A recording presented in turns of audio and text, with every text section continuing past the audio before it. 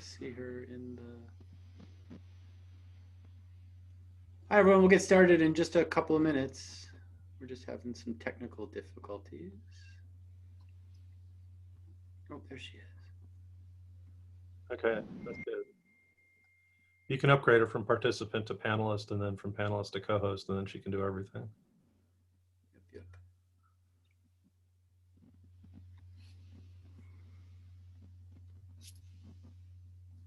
It won't let me start my video. Should It not. will as soon as, Oh, there he is. you are. All right.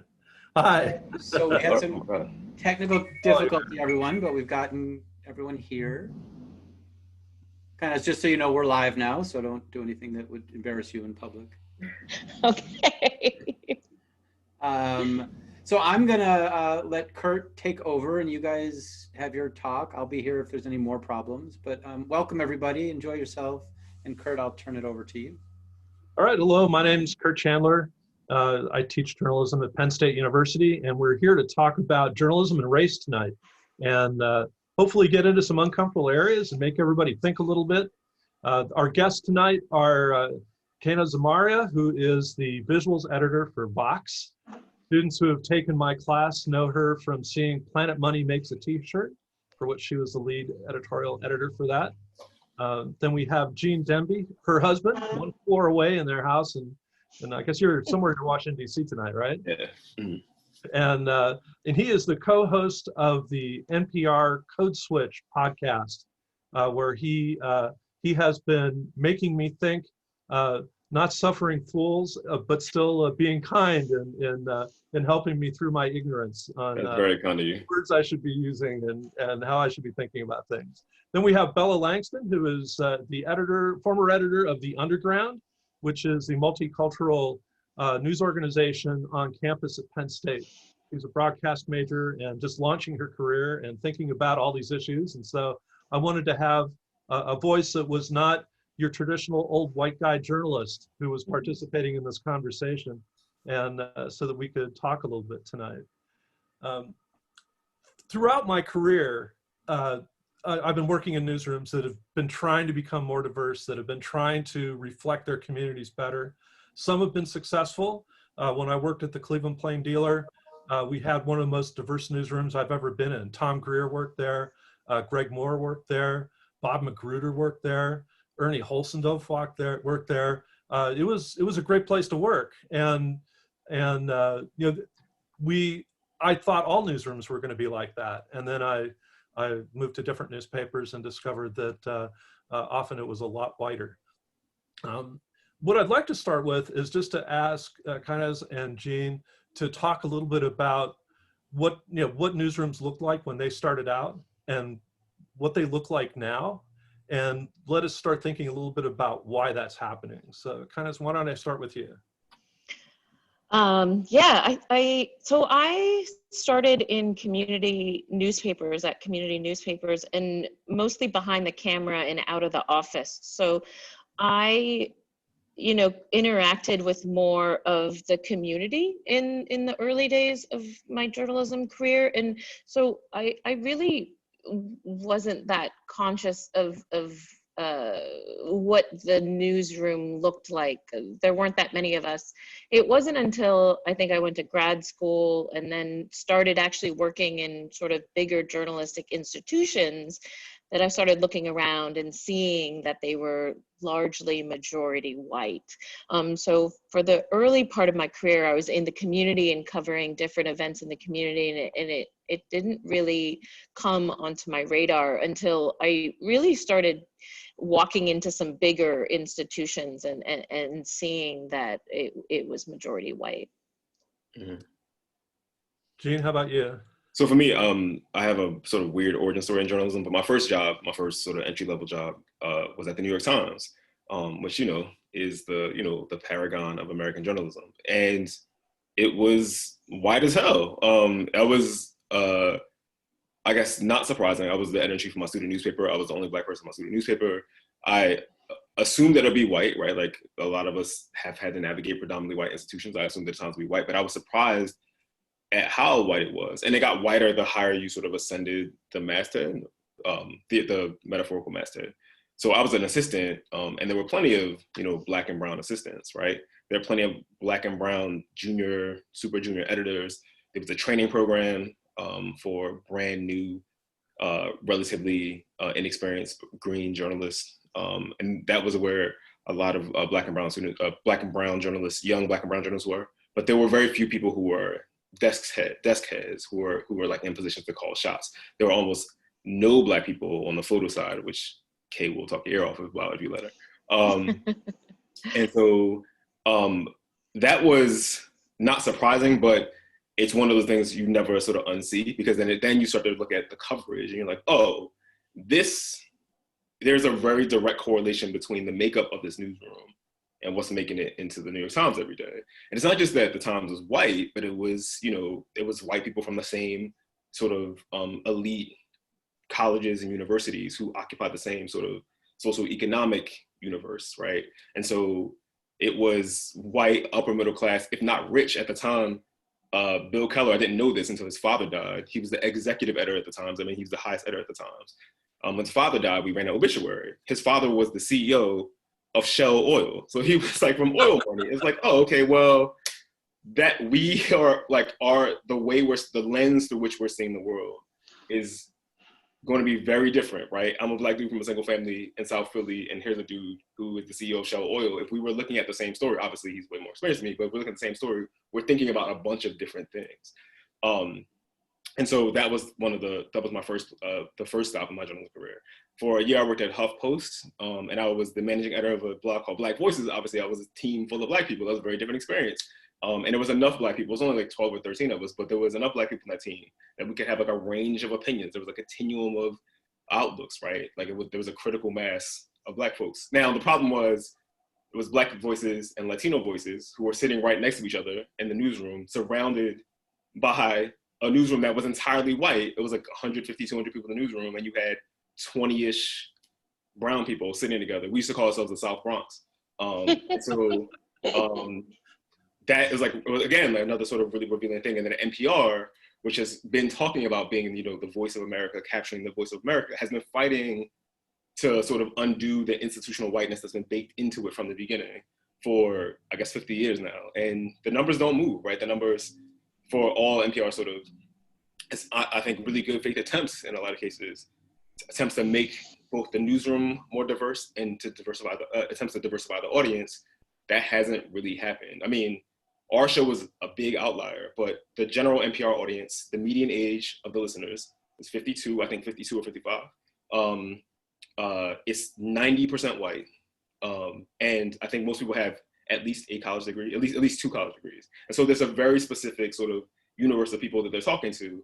And so when we come into this space as Black people and Latino people and Asian American people and Native people in these spaces, with a very different audience, the way we talk about these things lands differently. And so we are sort of trying to navigate this. We'll get into this later, but we're trying to navigate the white gaze in this space. So yeah, that's my trajectory. And you're really touching a lot of issues that I want to talk about tonight. First of all, I mean to get ahead of you, sorry. No, you're doing great. I mean, clearly there's an institutional issue here. I mean, when I was Bella's age, we were trying to make newsrooms more diverse, and we failed miserably. And there's a reason that's happened. And part of it is, who's the ultimate audience? When you were at Huffington Post and you were the Black voice, who was your intended audience, and is that different than the intended audience for the rest of that news organization? That's right. Yeah. Should it be? And I think there's some issues there. Absolutely. And then I sort of want to dive into all of this. I think that where I want to start is and Bella, I'm going to get to you here in a second, but I'm going to stick with Gene and Kainaz for a second. I want you to sort of think about why it hasn't changed, and whether that's, and to sort of identify, because I'm assuming that there's multiple causes here that are possibly and probably interrelated. But from your point of view, why have we not changed?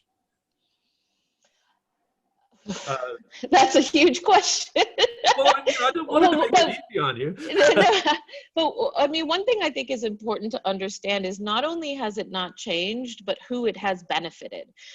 When diversity initiatives were first sort of really officially rolled out, it seemed like in the past decade, they've largely benefited white women up into the leadership roles, and then Asian employees. But they have, numbers for Black and Latinx employees have actually gone backwards in the past 5 years in really large institutions. And so I think before we even talk about why it hasn't changed, we have to acknowledge like what change has happened and why. And I think part of that is because it has been so dominated by white men. The easiest sort of people to look at to start bringing into the room is white women from the same, you know, socioeconomic background that Jean sort of described. The harder thing is to bring in people that just did not have any entry into journalism at all.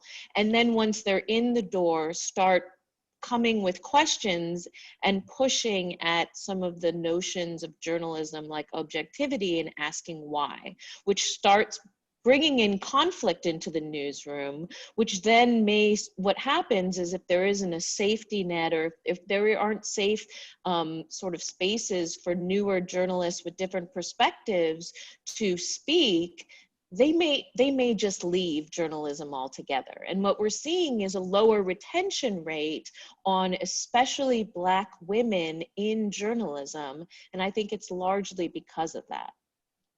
Yeah, the number of Black women I know who left journalism to become lawyers. I mean, yeah, and for many reasons. I mean, you know, for income reasons, for status reasons, for support reasons. Yeah, I can still count on my hands how many Black women staffers there are in the United States. You mean in photo? In photo, sorry. Black women photojournalists in the US, yes. Yeah, and I agree. Yeah, it's, you know, all of them after a while. Mm. You do. Y'all been in our house. Yeah, exactly.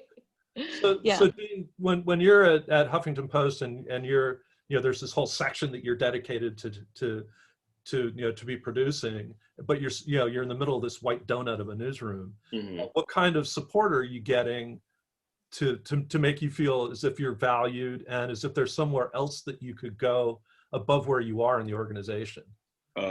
You are not getting supported. I mean, that's the realistic thing, is that, you know, the way that a lot of, and the fact that we had a Black Voices vertical, and I know a lot of people are still there who do really good work, but the fact that we had a Black Voices vertical was about like, and sort of, and I don't mean to be as like cynical and crude about this, was like they needed a place to put advertising that was aimed at Black readers, right?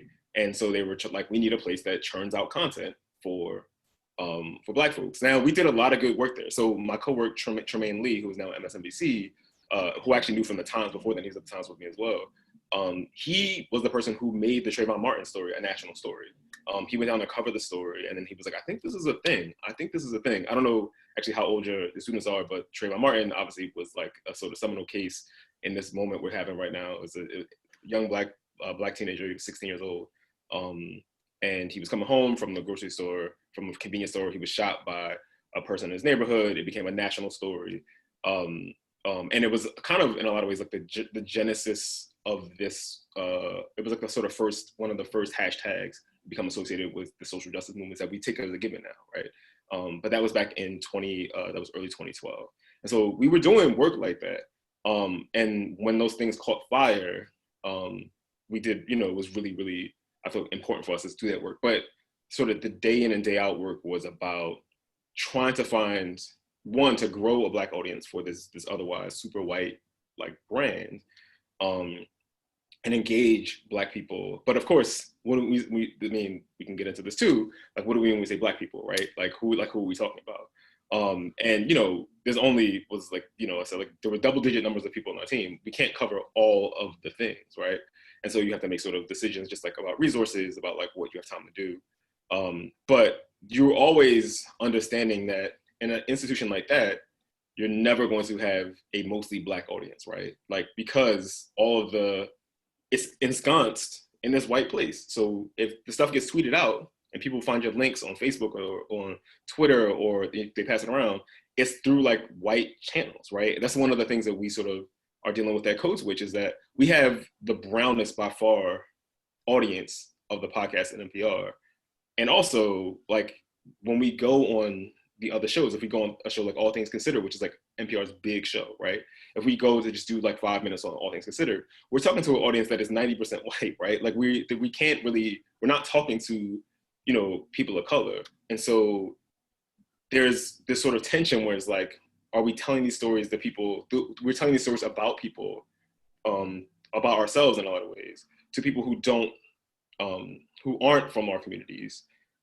And how do we have to say this differently to this audience? And what do we lose in that translation, you know? I think that the economics of where advertising money comes from and what audience you're trying to produce for advertisers is really, it's, for a long time, newsrooms didn't talk about that kind of stuff because we didn't want to soil ourselves by knowing where the money came from. And that's firewall really backfired on us. Mm-hmm. Yeah. Did you want to add something in on that? No, it was a classic firewall. Yeah. So I'm going to go to Bella now, and you're getting ready to graduate. And who do you want to produce content for? Oh, great question. So that's a really good question. Kind of just thinking about what Jean and, I'm sorry, Kainaz, did I pronounce that right? Kainaz, yeah. Kainaz, okay, good. Kind of just talking about it, you know, with journalism today, our content is very targeted. It's given to a specific audience, and that audience is going to keep feeding on it, and it's getting to a point where it's very stagnant, like nothing is really changing. So I'm kind of looking for something that's like, you know what, we keep producing the same stuff, we talk about the same type of people. It's time to start, you know, creating some risk, some real change with that. So like with The Underground, we used to be editor-in-chief for them. One thing that we really try to like focus in on was that our content that we're giving out, our coverage, needs to be for specific people. These are for the people that don't get their voice, like, are barely heard, are not really represented in media. So we were like, okay, so now this is our, like how Gina was talking about, you know, white channels, like we're gonna make this a brown channel, a brown, a light skin, olive skin channel of some sort.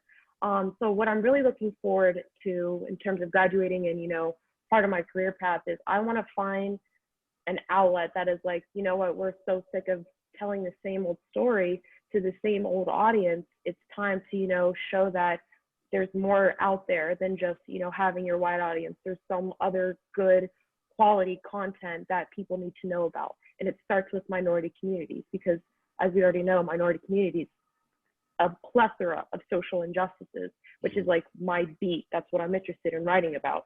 So definitely want to go somewhere where they just thinking outside the box, you know? Absolutely. So, I mean, I have mixed feelings because, you know, if I hired a Black photographer, I wouldn't expect that person just to photograph other Black people. Mm-hmm. I want to take that person's perspective and test it against the wider community and see how that person sees things. And so I'm really reluctant to keep people in verticals like that. But on the other hand, when there's no coverage in a vertical like that, that bothers me too. So what's the solution here? I mean, if I can hop in, sorry. I mean, one of the things for us that we think about a lot, like our vertical, we, you know, our podcast, our coverage on our digital coverage is about race, right? It's about race and identity. And so we treat race and identity the way, you know, a business desk might treat the economy, right? Like there's a million stories to tell. Let's pick some stories. Let's figure out which stories to tell, which ones are important, which ones are the most fun, which ones are the most difficult, you know, like those things. And I think, you know, traditionally, like coverage of race has always been sort of like siloed as like, this is a controversy happened. Somebody got killed, there's some protests at a college, like those are the things that sort of, that's the way we, you know, journalism looks for conflict, right? Like that's one of the sort of things that makes something newsy. But there's so much about race in America that is like not necessarily about conflict, right? But it like you need to understand race to understand America.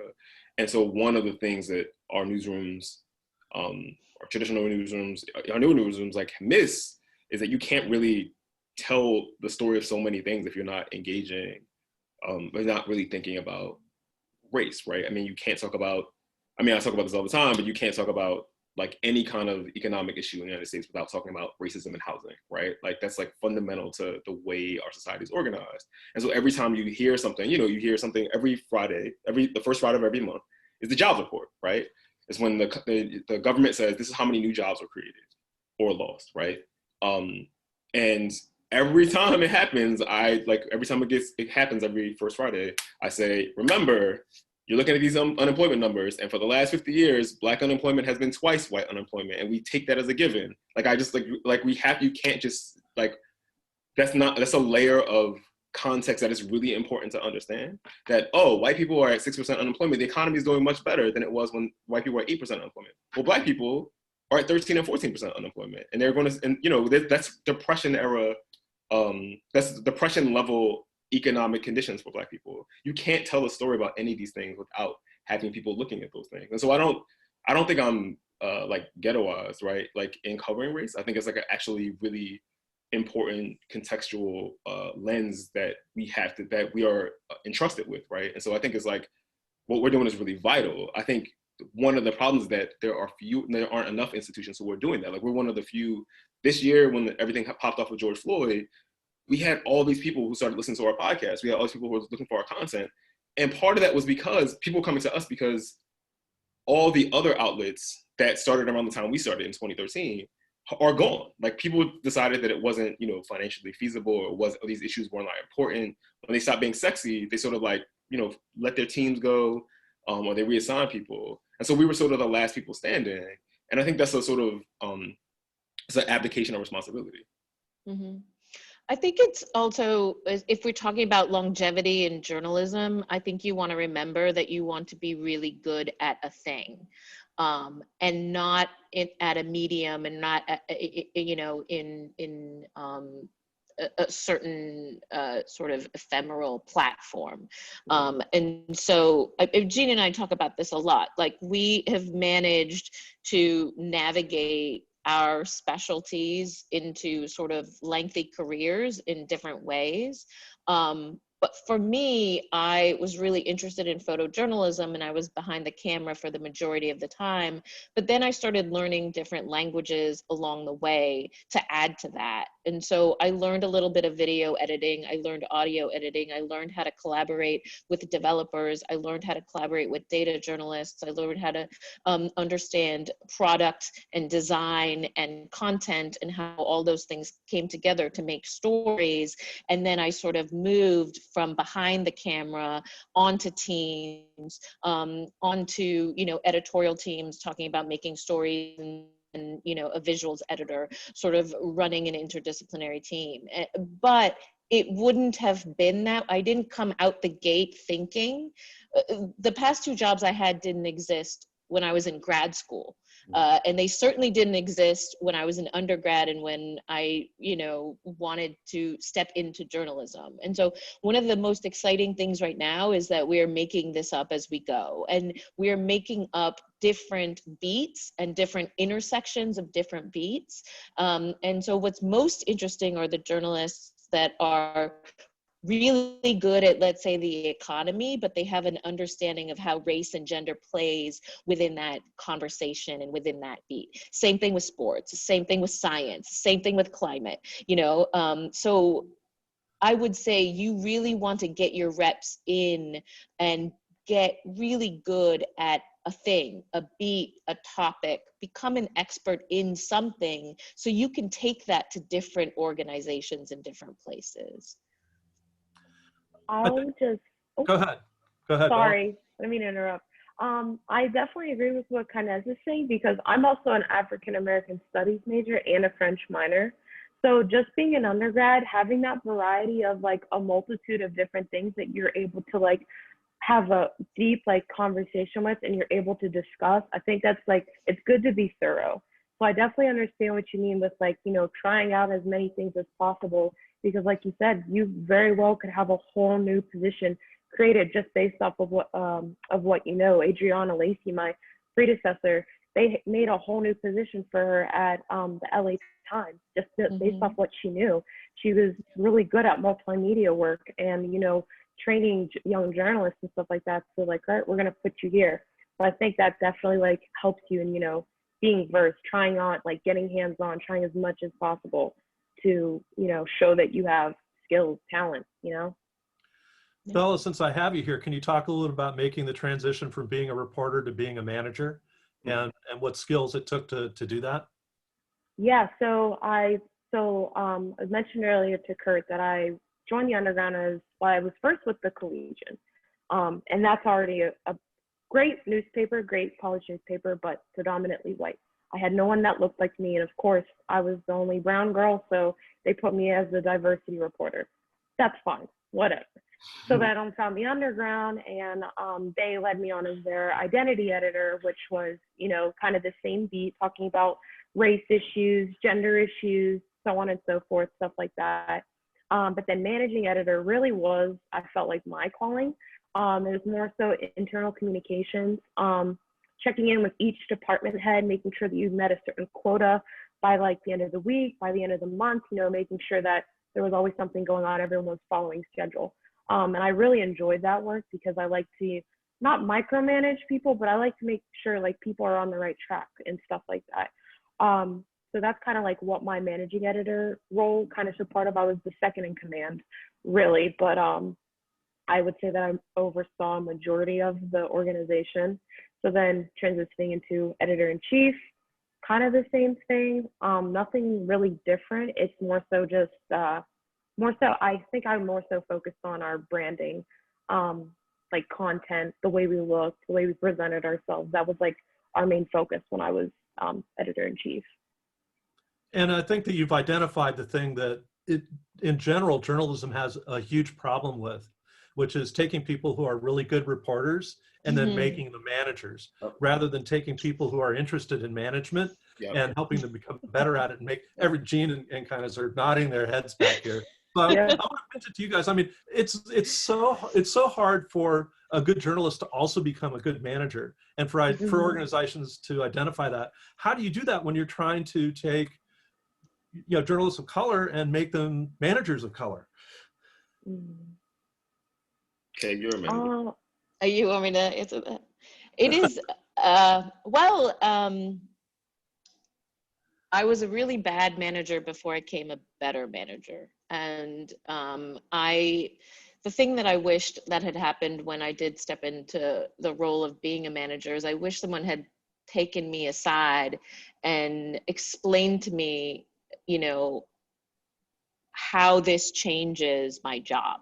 And I actually didn't have that the first time I became a supervisor. And what I had to learn was that managing is a skill. Managing people is an entirely different skill set that, one, I think did pull from a lot of things that I learned as a journalist, as being a reporter, is trying to understand people, is walking into people's lives and trying to really quickly get to know them and what they needed and ask them questions, right? Those are all skills that I sort of bring into management. But at Vox, I got management training. There was an actual program that allowed for early entry-level managers to get some training on how to give feedback, how to check in with people, how to create a safe place for different types of employees. Vox has a code of conduct that's public, where we all understand how we're supposed to communicate and what's acceptable and what's not acceptable. We have a value set that everyone sort of adheres to as well. And so I think that's all really helped me become a better manager. The hardest part for me was to go from a doer to a coach. And that's the transition that happens when you're a reporter and your confidence is tied to getting a byline, to then transitioning into coaching other people up and being responsible for the health and safety and happiness of a team. And that's a transition. And it's difficult, and it isn't something that we talk about often. We certainly didn't talk about it in school that much at all. Yeah, I just want to. Do you have a role model that. I want to just piggyback on what Kay Go just ahead. said, Go ahead. what Kay and Bell just said. But when I was at Huffington Post, I was a reporter when I got there. I was an editor / reporter when I got there, and then I became the managing editor. And so I was just saying, like, the further you move up the masthead, the wider it gets, right? So I was in a newsroom in which all of my peers were the people on my team with me, and then I became their boss. And so it's really hard to explain how subtly and important that shift in dynamics is. Like, suddenly you can't go to lunch with the people you kick it with because you're their boss. Like, there's conversations they can't have with you, right? Yeah. There's conversations you can't have with them because they're told you in confidence, the stuff you know. And so I was, in a weird way, becoming a manager isolated me from the Black network that I had at work. Even though we were obviously still sitting in the same places or whatever, it's like, it just created a layer of distance between, not physical distance, because we're literally like shoulder to shoulder, but like distance, social distance between me and the people I relied on who, like, you know, kept me sane. And so I think that there's almost certainly that dynamic is at play for so many people of color, so many journalists of color, especially Black and Latino journalists at big white institutions, is that moving up the masthead or moving up the ranks is both, you know, good objectively for your career, right? But also comes with these other trade-offs, well, like, you know, involving power dynamics. And I just think that's something that could be ameliorated if there were more Black and Latino people in decision-making positions. Yeah, it's also important. You can also, I was just gonna say, not everyone also should be a manager. That's very real, absolutely. And just because like that seems to be the sort of like ladder, it doesn't necessarily have to be that way. I think one of the most important things I did in my career was ask myself the really hard questions. What do you want to be good at, and what are you actually good at? And those are two different things. And sometimes what you want to be good at and what you want to do isn't actually what you're good at. And sometimes what you're good at might not be what other people are trying to push you towards. And just knowing the difference and listening to yourself along the way, I think is helpful. It's terrifically difficult to be a manager for all the reasons we've just been talking about. I mean, you lose, I mean, it took me a long time to get used to. I mean, I was younger than many of the photographers who worked for me at the Post Gazette, but I couldn't hang out with them anymore because I was their boss. Yeah. That was weird. So what do we need to do to be able to help managers, Black managers, Latinx managers? What do we need to do to help them be successful?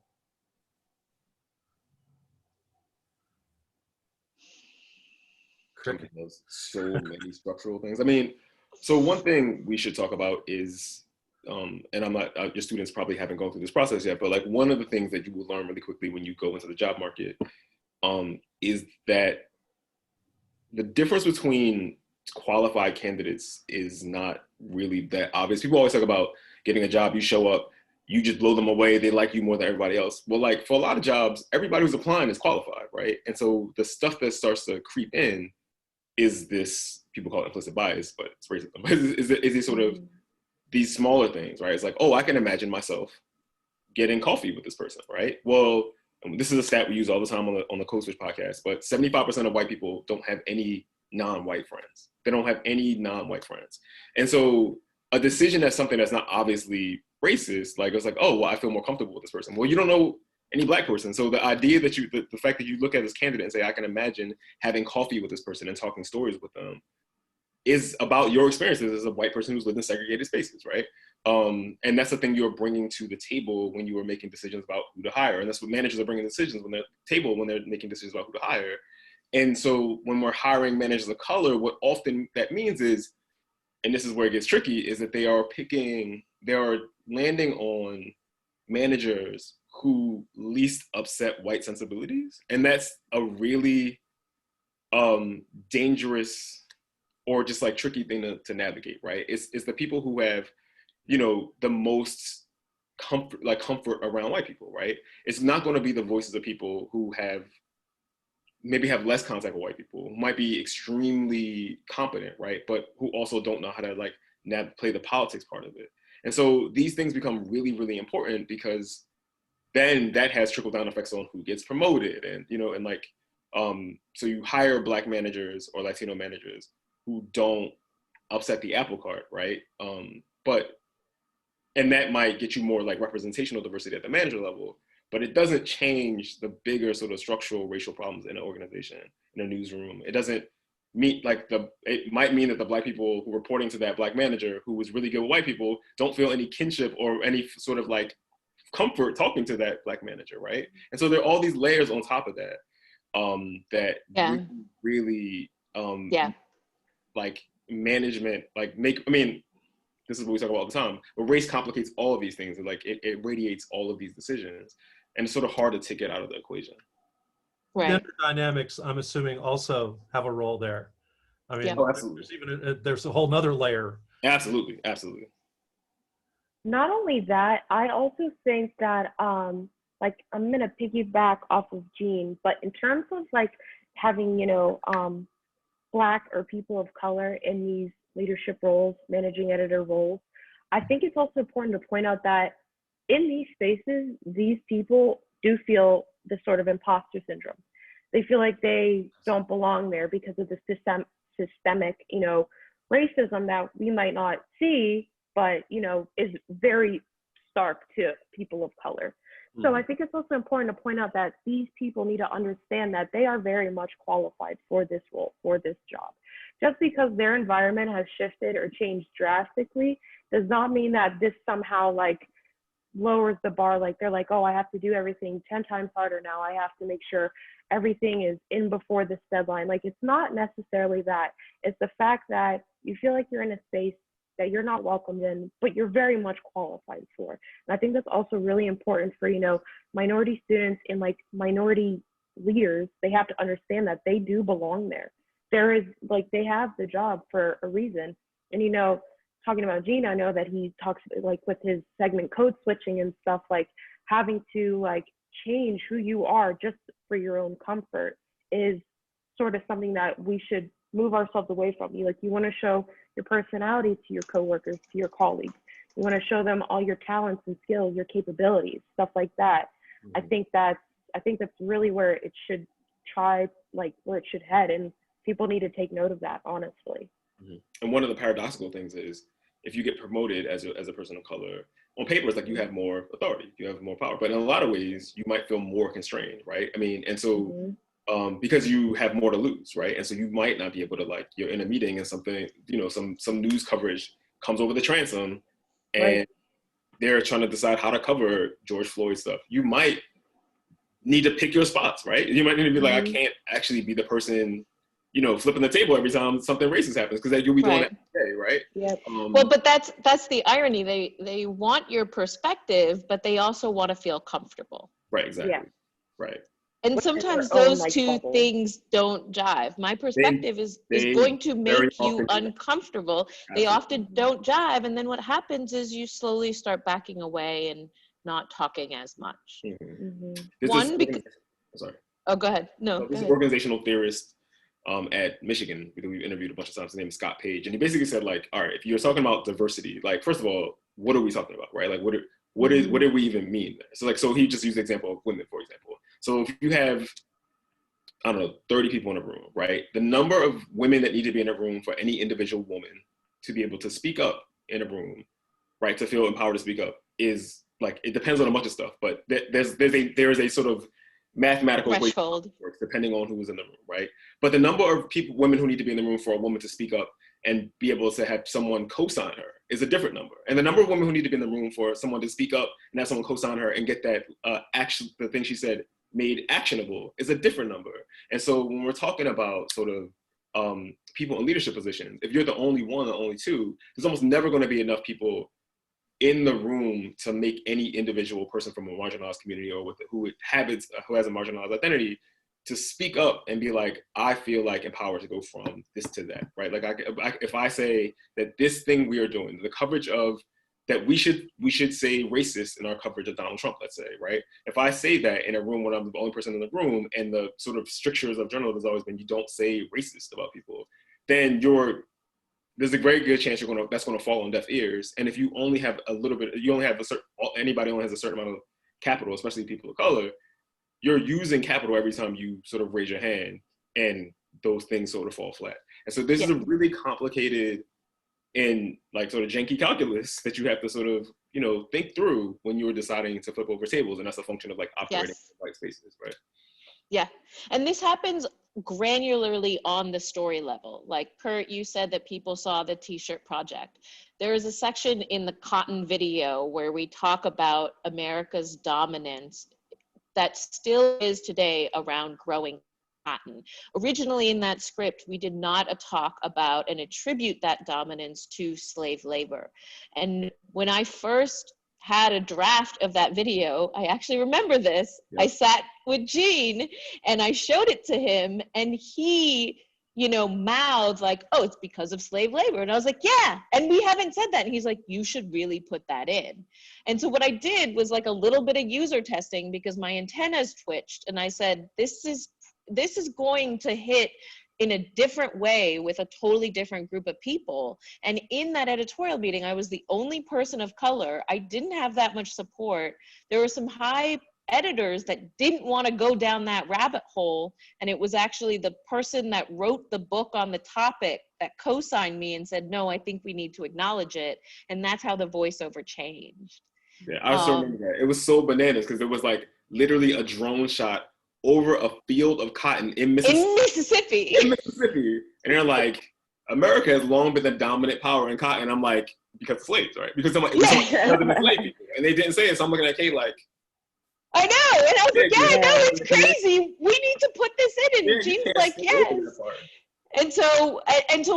And when Gene says make those little calculations in that meeting, I decided I'm going to fight for this. Mm-hmm. You know, I thought it was important that one sentence in that story for the people like Gene that we're going to see that and in their heads make that conclusion, right? And so it happens not only on these like high-end leadership levels, but in stories when you're working in a collaborative environment with a lot of people as well. Right. And so if someone watches that video and that little piece of information is not in there, they're like, oh, this story is not for me. This story is for white people, because clearly they're not even talking about the thing that we're talking about, right? And so maybe they don't go back to Planet Money, right? Or maybe they're like, you know, maybe they don't decide to patronize, you know, Planet Money anymore or NPR anymore, right? And that's like one of the real risks you run when you have these sort of lenses that are super, super white. And on the flip side, when Kay is saying, again, when she's raising her hand and saying like, yo, I think we need to put this in here, she can't do that every time. She has to like be really, really thoughtful about when to sort of interject. And that's what makes it so hard, is that you don't, there's going to be a million, and part of talking about stories and editorial stuff is that, you know, a lot of stuff is going to be like, we can look at the same story and see some different ways, and they can be really valid. But, and so there's a lot of room for people to just like have different opinions about things. But in a newsroom in which everyone is white, and in which everyone has like the sort of same sensibilities or same lenses, not necessarily the same, but like have similar lenses, something, you know, a room full of people who are really smart journalists, the Planet Money folks are really smart. They thought it was beside the point to talk about, you know, this institution that defines like created the American economy in a conversation about cotton. Like, if that's the kind of thing that doesn't flip any antennas, that tells you a lot about the kinds of things that all the time sort of slip through the cracks. You know what I mean? I think it's hard to underestimate how much your background of what the Black experience in America makes when you're making editorial decisions like that. I did a project with Morgan State on gentrification in Baltimore. And I've been on the other side of the gentrification equation for years, because I rehabbed a century-old home in Pittsburgh that in a transitional neighborhood, and then I moved to another neighborhood and did the same thing there. And in all those cases, I now realize how much I benefited from being the white person in that situation, because the banks were required to make loans, and they were much happier loaning the money to me because of what I looked like. And all I knew was that I could go in and, I could get a loan and I should do this. And so it never occurred to me really the context of what was happening. And so, it wasn't until I, started reading. I mean, once you read about how generational wealth hasn't happened for structural reasons, from laws dictating where people can live within a city, to redlining, and how redlining really works when people are getting loans where if it's a loan from the owner instead of a loan from the bank, where if you miss the final payment, you have no equity in the house. In the white experience, that never happens. Right. Okay, but in Chicago, it's endemic, and if you nobody that has ever experienced that, you don't know to ask that in a meeting. And so Kainaz hadn't been in that meeting, looking at that video of the cotton field, and then come home and had somebody reinforce, like, what the hell are they talking about? Right. And I think I will say though, it does, when we're talking about when we decide to, put the flag down and be like, no, I'm not going to budge on this. All those other times that you actually haven't spoken up, they do start adding up. And that's the sort of like second job when you're working in a white dominated, especially sort of journalistic industry, is you don't forget all of the other times where you could have said something and could have changed something, but just didn't have enough energy or capital or, just strength that day to be like, I can't take this on right now. It's two. I just want to piggyback on two things you just said. So like, one is that you don't, like, because we are code switch with this very like forward facing, public facing, podcast with this big listenership. Whenever NPR messes up, people tweet at us like, did you hear NPR? This thing on NPR on which this white person said this thing, or somebody, and they tweeted us, like, we're responsible.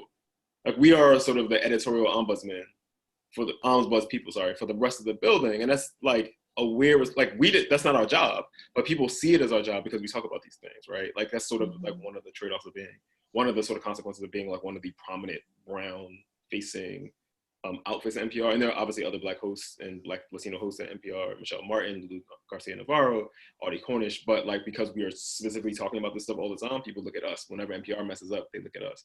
But to your point that you were saying, Kurt, about sort of the question of generational wealth, like in journalism, that's a material thing, right? Like when I first started, a couple years before I started NPR, I found out a couple years before I started NPR, interns at NPR were not paid, right?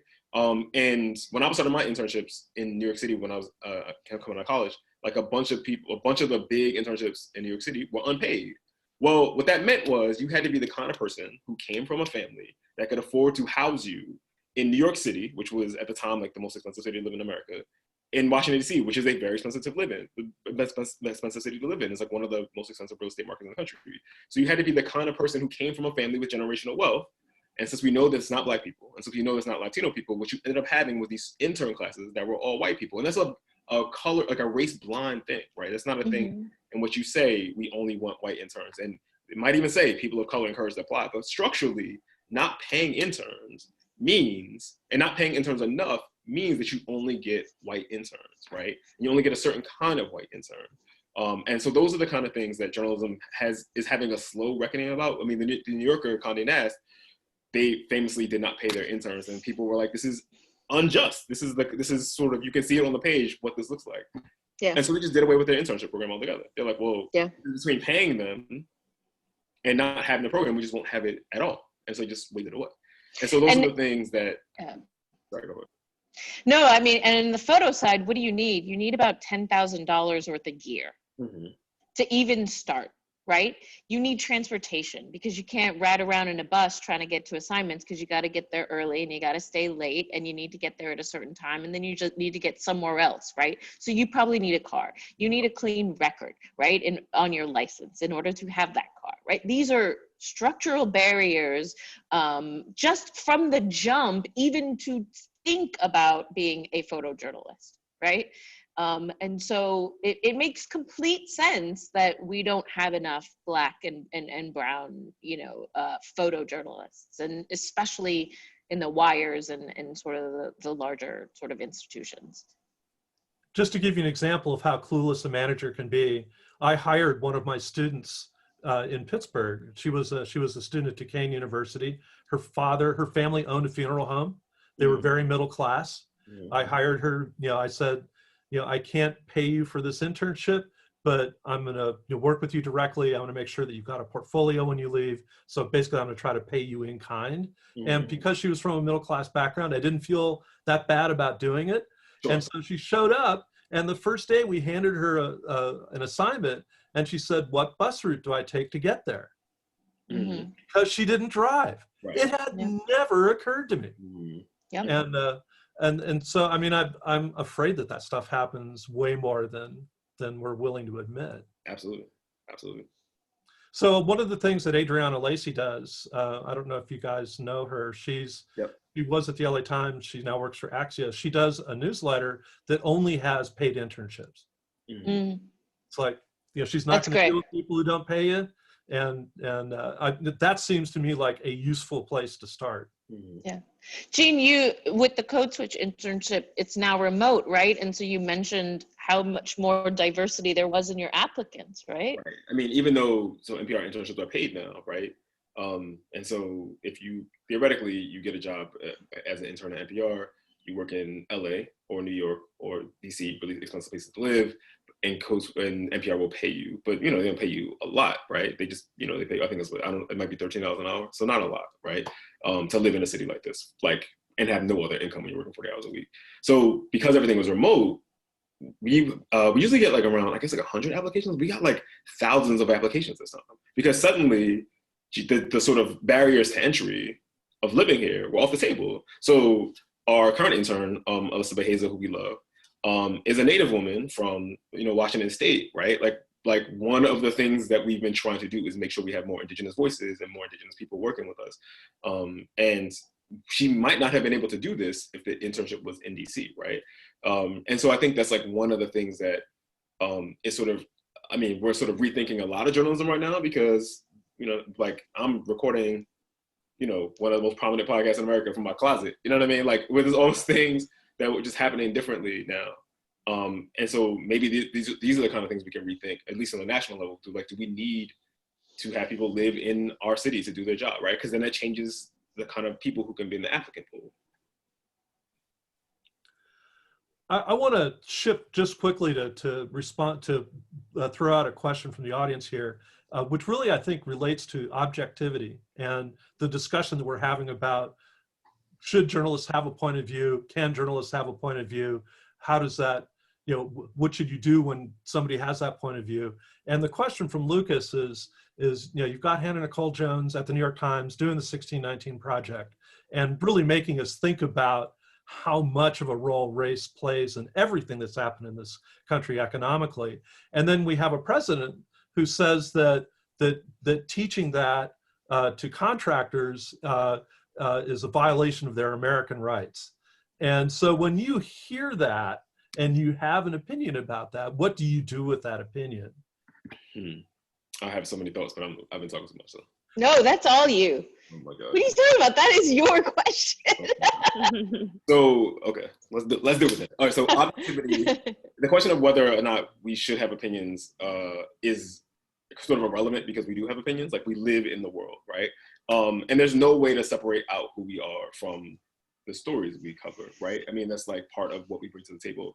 So traditionally in newspapers, and Kurt, you probably know this, obviously, like you're a print guy, or at least that's where you started, right? Like, is that for a lot of young reporters, you start out at the cop shop. That means that they send you to a police department, you post up with the cops, and maybe you go on ride-alongs with the cops, and you tell basically a bunch of stories like the cops say this happened, the cops say that happened, the cops say this happened. Now, because journalism has been so traditionally white, there was a whole bunch of people who were like, yes, the cops were telling the truth, right? Like the cops were obviously going out into the world and keeping law and order, right? But that immediately changes. Like the fact that people could start from that position is about the fact that they're white, right? Like, like they could say like the cops are basically like truthful people who are not lying, who are doing the right thing. It's because the reporters are not, or because they're white, right? Because they are white people.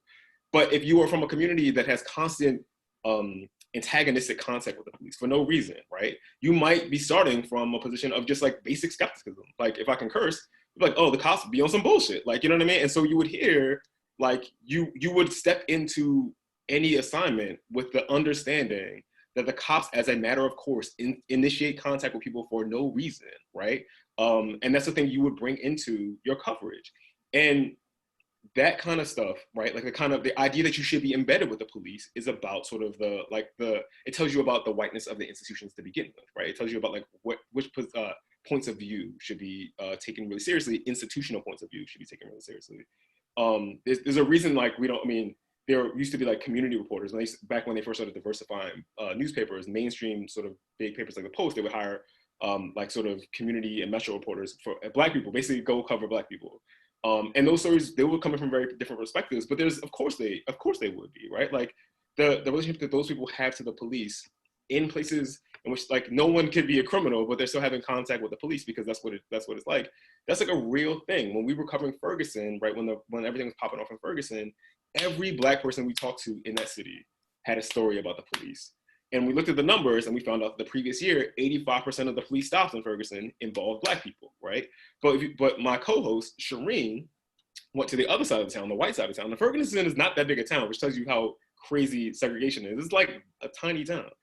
If you go to the white side of town, white people are like, the cops are basically fine. They never bother me. It's like, yeah, they don't bother you. You don't actually know. It turned out that the police in Ferguson were actually fining Black people to pay for the operation of the city. These fines were being used, these fees and fines were being used to pay for the city government.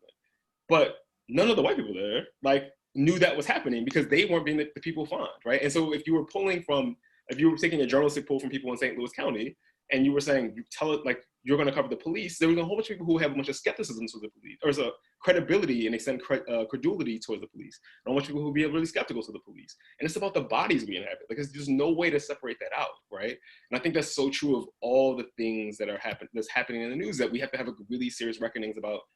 When we say racism, we're talking about a system of structures, right? We're not talking about like whether people are like nice in their heart or whether they're mean people. We're talking about like arrangements that benefit white people and white supremacy or that keep down or that oppress people of color. Those are objective things. We can look at that, right? Kurt, you were talking about redlining and things. Those are things that exist. We can point to those things. But what happens is, because journalism is dominated by white people who understand racism, I would say generally, as a sort of thing that lives in your heart, right? Then we have these conversations that almost treats it like climate change, right? This sort of like partisan thing. This partisan position. You can be like, well, this isn't really happening. You have a bunch of people saying this is objectively happening. We have all the research. We know this is happening. You have a bunch of people saying like, who can say, right? And that's like what ends up happening is that everyone is being killed by climate change and racism, but we are having this other conversation about whether the things even exist. And I think that's the sort of. And Bella knows about this. I used to live in Pittsburgh, and we moved into Pittsburgh from the South Hills because the schools there were better for white kids in the city than they were than they were in the suburbs. But then I used to live in Cleveland Heights in Cleveland, which was a very integrated, not economically integrated, but racially integrated area. And I'm looking around me in Pittsburgh, and there are no Black people who are in the middle class who live in Pittsburgh. And I went to a jazz concert one day because Black people are going to be there, right? I can figure it out. And so I go there, and there's other Black people who are obviously middle class, just like me. And I started asking them where they live. And none of them live in the city, because if you have a Black child in that school system, everybody just assumes that child is not going to be successful. Is that also your experience? So yeah, so the thing is like with this whole systemic issues, like this is stuff that is ingrained to the point that people are now blind to it. They do not see that this is going on because it has been going on for so long now, and it's being fed to people like, oh, this is normal. This is okay to do. It's okay to bar people of color from going to good schools, getting good jobs, having good transportation, having good healthcare. Like this is the kind of thing that people are just like, that's normal. So like growing up in Pittsburgh, I wasn't in the city, I lived outside the city, but I went to a public school, and I would have teachers like tell students of color, like, oh, like, what do you, like, you're not gonna make it. Like, what are you doing? Like a lot of the Black kids were in the disciplinary office because of, their outbursts or the way that they talk to the teachers and stuff. And it's like, I don't understand. It was like kind of just dichotomizing a whole entire like population of students. And I think that's what people need to understand is it's like, it's not just black and white. Like there's so much gray area that everyone chooses to ignore. That's why everyone's getting away with it. This is why the systemic racism keeps happening, because everyone just thinks this is normal. This is our life. It's okay that this is happening. No one understands that, wait a minute, we're actually taking a whole group, a whole race of people, and we're barring them from progressing. So I think to Jean's point, and to circle back to journalism, I think this is one of the biggest reasons why there is conflict. Did I freeze? I froze? You're good. Am I back? yeah, you're back. I'm good? You're back. Oh, okay. I'm back. I think that one of the reasons why we do have a lot of conflict in newsrooms is because new journalists with different points of view are starting to push back on this idea of objectivity. And objectivity was such a strength and a pillar in the journalistic community that we are pushing back on really the core and the DNA of modern mainstream US journalism. And what we're saying is there is no real objective way, but there's accuracy and there's fairness. And those are values that we can really adhere to and live up to, even though we have a lived experience and we have a point of view. We can go out and we can say, I'm going to be accurate and I'm going to be fair, but I really can't be objective, because that just doesn't make any sense, right? That is, I mean, Wesley Lowery is probably the best, smartest voice on this, who recently left the Washington Post. But, this is a real existential conversation in journalism, because a small group of white men that all looked alike and that all came from the same sort of background, to the same colleges, decided that we should be objective, mostly because a lot of the things that they were writing about were abstractions in their lives, and then they could write in a way that isn't sort of close to their families or their friends or anything like that. And so I think it's really important to sort of look at even how journalism is structured, and the history, and why we do in certain things, that we do. And I just want to give some historical context. The idea of objectivity is a relatively recent convention as journalism goes, right? I mean, there was a time in which, so I'm from Philly, there was a time in which Philly had, a bunch of major dailies, right? It had Black newspapers, it had Spanish language newspapers, it had ethnic white newspapers, it had socialist papers, it had Catholic papers, you know what I mean? These are all these things competing for people's attention. Maybe in one house you would have 5 or 6 different papers, you know what I mean? If you're a newsreader. A lot of those presses, those publications have gone out of business. And so in a lot of cities, they've sort of been, you have one major daily, right? And even then, the major daily might be flat, they might be struggling. But as journalism became super professionalized in the middle of the 20th century, we started hearing about ideas like objectivity, right? And the thing that Kainaz was just saying about objectivity that's really important to remember is that it is this idea that there's a view from nowhere, right? That the people who are telling you the story have no biases, they're just telling you the facts as they see it. But of course, the actual structure of a news story belies the idea of objectivity, because a news story, by definition, is telling you this is the thing we think is the most important thing in the story.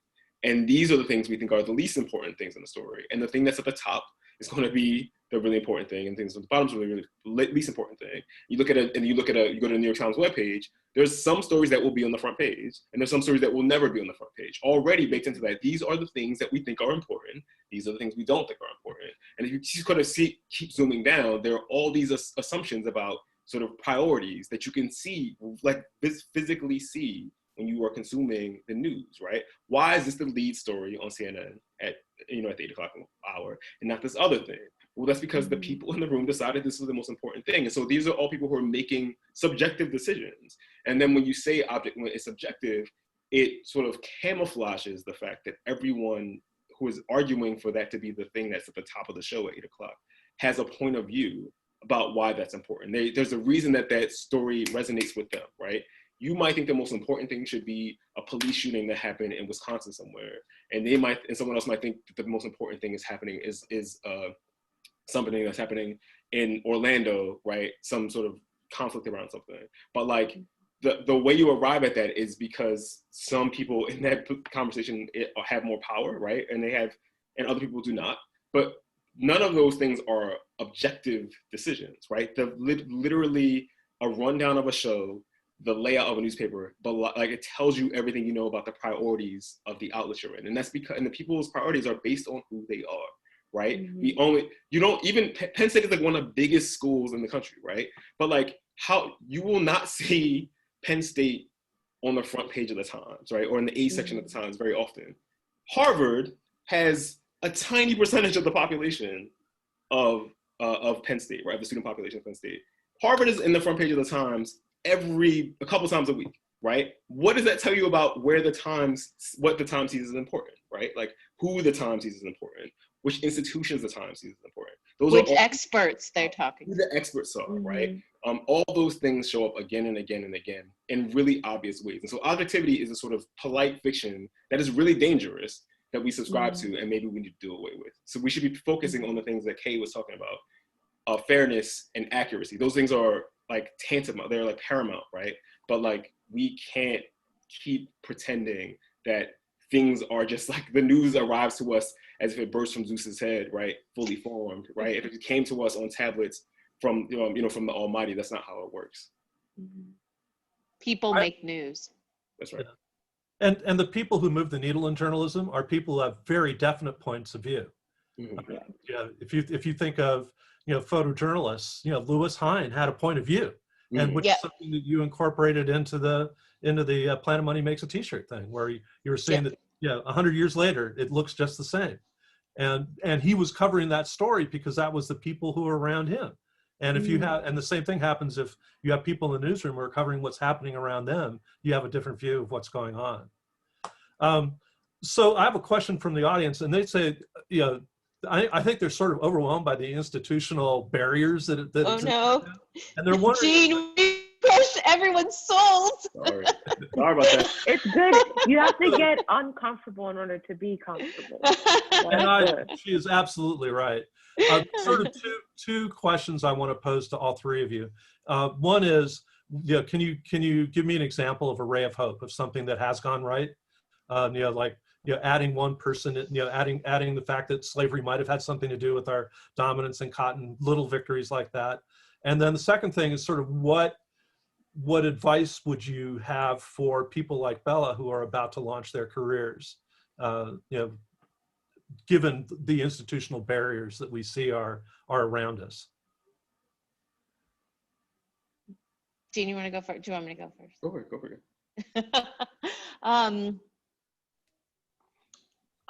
Well, Bella, what I said earlier about being really good at a thing, I think is what I say to a lot of students, because I really believe if you are I think people hire people because they're experts in something and not because they're generalists in a lot of things. And I think that goes. Would you agree with me? Like, absolutely. Yeah. And so getting your sort of reps in, or, the 10,000 hours that people would say, I started in community papers doing 7 to 8 assignments a day, 250 miles around the Bay Area, going from volleyball games to funerals to council meetings. These were not sexy assignments, but I learned sort of how to do journalism on the fly, and a lot of times on my own. I stuff a lot, but then I also learned a lot, and I really think I pull from that foundation all the time. That is my journalistic foundation. And those 5.5 years where I worked for 3 community newspapers, no health insurance, and I also temped on the side, that was my foundation. And I do genuinely, in every step of my career, pull from that foundation. And so I think if you can get to a place where you can do journalism with people that have been doing it for a long time, it's really great, and it'll make you better. As far as hope, I'm cheating still here. We're still doing it. And so if we didn't have hope, we wouldn't be sort of pouring our lives into sort of, into the stuff that we do. And so the reason why I stay, I have a sort of existential crisis in photojournalism and visual communication like every 5 years, and I reevaluate why I'm here and what I want to do sort of next. And so every 5 years I kind of take stock of where I've been and what I want to do, and I stay because I still think there's work to do and there's interesting work to do, and that you can leave something behind. So like at Fox, what I recently did was I was a part of a committee to set some visual ethics and guidelines for the entire Vox Media group. And it was a small group of us that came together and said, okay, what are the guidelines and visual ethics that we want all of our networks to adhere to? And that sort of goes into legacy, right? It's like something that you end up leaving behind for other people to refer to. So I think there's just still work to do. I think there's value. I find a lot of, I think I don't really, I can't really do anything else. If like I just always wanted to do this, and I'm gonna stay as long as I can. I also think what's really interesting right now, and I'll wrap this up, is that the past 2 jobs that I had it didn't exist, and so I think it's a really, really interesting time to walk into journalism right now, because there are so many interesting new ways and formats and frame to create stories. Podcasts, I mean, it's a whole new genre that just opened up really recently. So I think there's a lot of ways to tell stories and places to do really interesting work, and I think that'll only sort of there'll be more places, and there'll be, I don't know, I'm rambling now. Jean, go. No, Bella, go. Oh, Bella, go. all right. Yeah. So in terms of hope, I definitely believe that there's so much hope with the future, and it's all because, and I'm gonna just say, I honestly think it's because of the power of social media in this generation, my generation.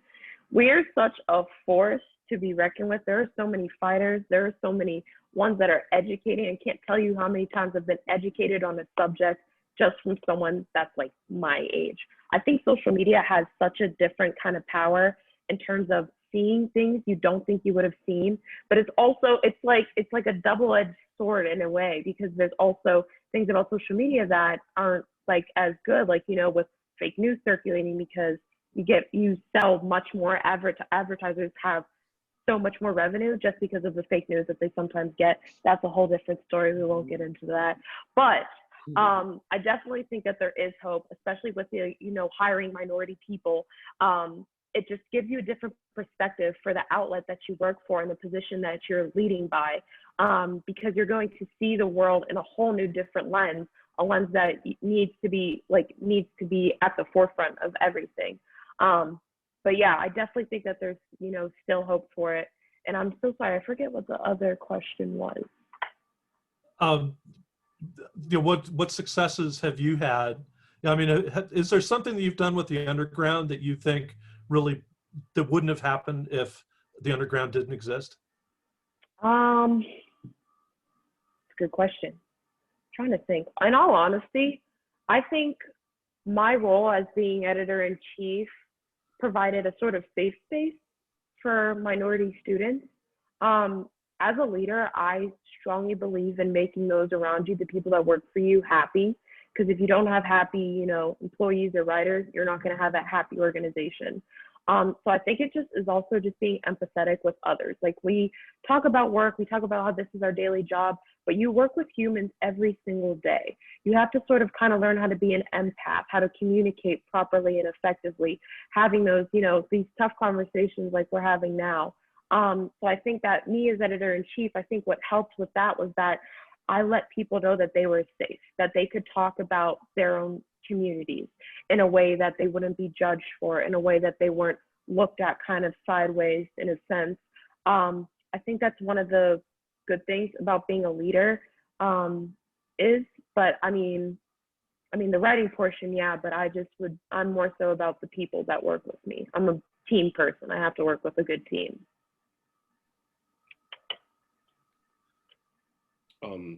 For me, just thinking about what Bella and Kay said, I think one of the things that I love to do is just rabbit hole on things. And to me, I always find what's always a win to me is when something happens in the news and we have to contextualize it, or we have to like tell a story about it, and have to go down a rabbit hole, and people who listen to our episodes say, I had never heard of that before. And I'm like, neither did I. Like the people want to follow us down this path in storytelling, and like sort of think out loud with us. That's like like an endlessly satisfying thing, and it's really uncomfortable, like to sort of be in this, like, are we on some bullshit? Like, what are we, like, you know what I mean? Like, what, like, are we telling the story the best way it could be told? Is, you know, like, I think those things are all really edifying. I mean, there are all these things that my co-host or someone on the team will do, and I'm like, how does it that none of us know this thing? How is it that none of this was ever surfaced, like, in sort of a mainstream space before we had this conversation? Shireen did an episode not long ago about the fact that Puerto Rico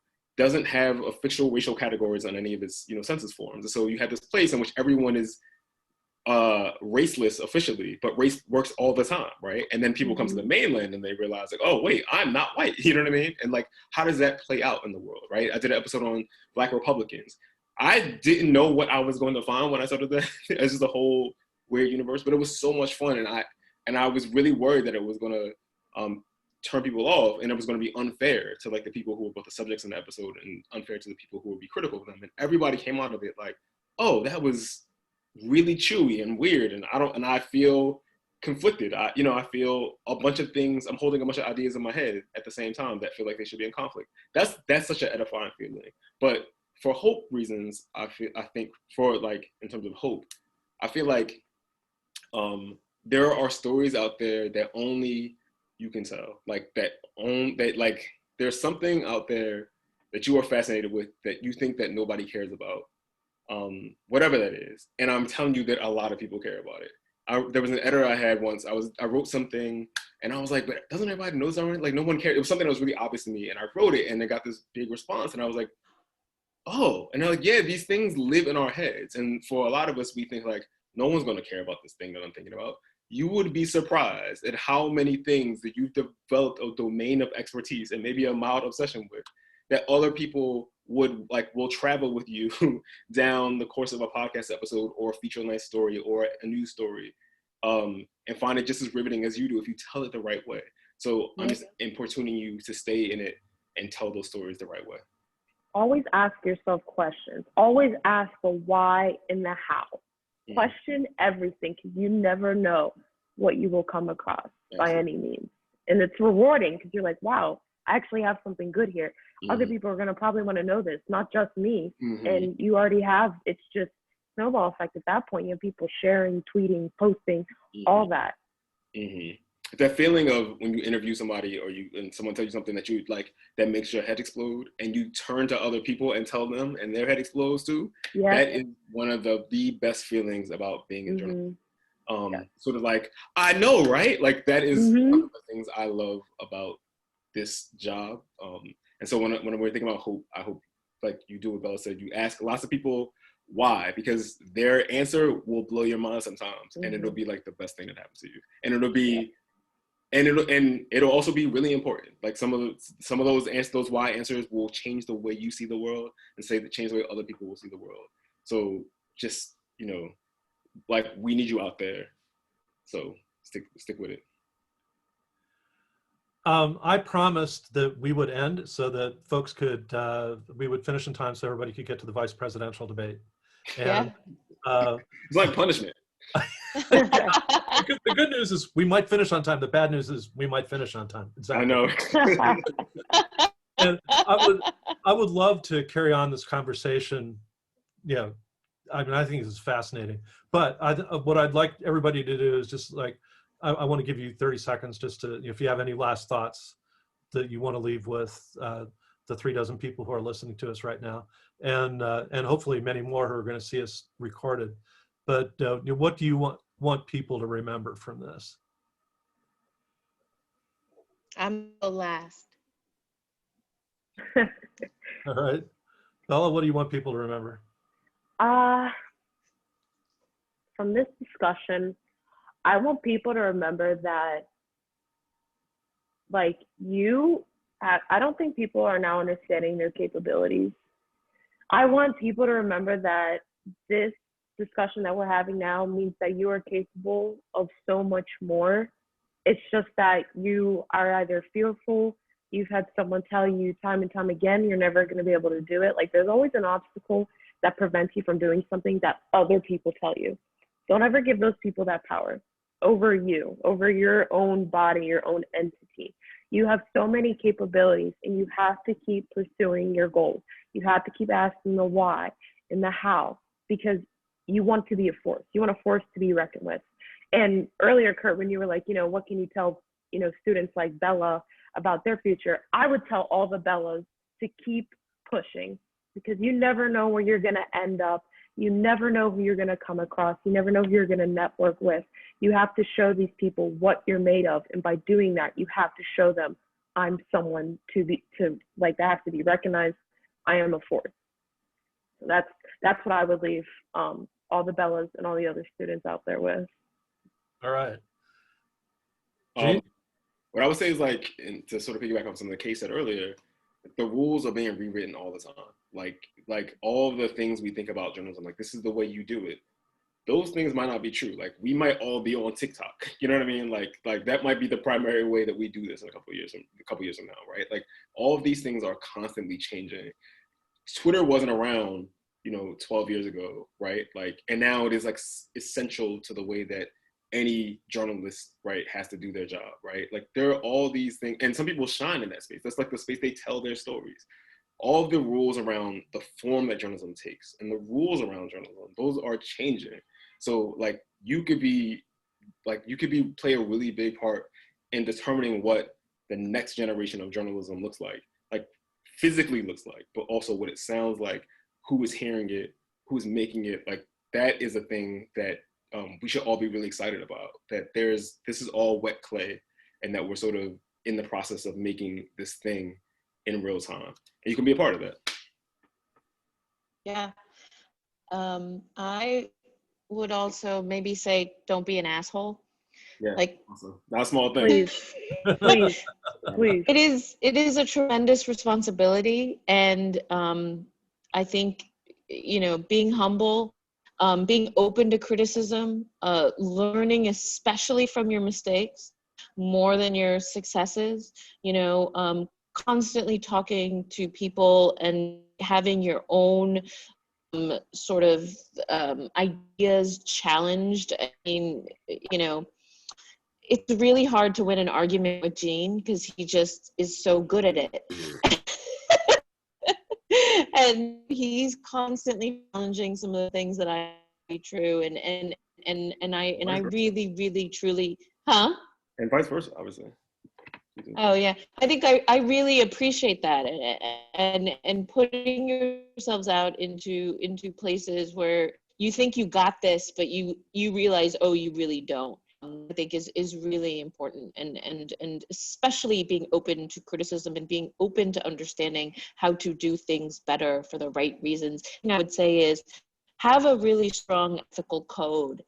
Think about your ethics, and think about what's really important to you. Think about what you value, because as you go down this journey, there are going to be things that are going to push up against that, and you're going to have to think back and look back and have your ethical core and what you value guide you through this landscape. And it's important to think about early on. Well, I want to thank everybody. One of the things that I like best about journalism is that every so often you get the chance to just sort of go over and then open up somebody's head and look inside and see how it works. And it's been fun doing that with the three of you tonight. And I really appreciate you being here. And thank you, Kurt. Thank you very much. Thank you so much, Kurt. And thank all y'all who tuned in today. I hope y'all are safe and healthy and well. Okay, on to the debates. See everybody later. Easy, y'all. All right. Thank you. Nice meeting you, Zoo. Take care, Bella.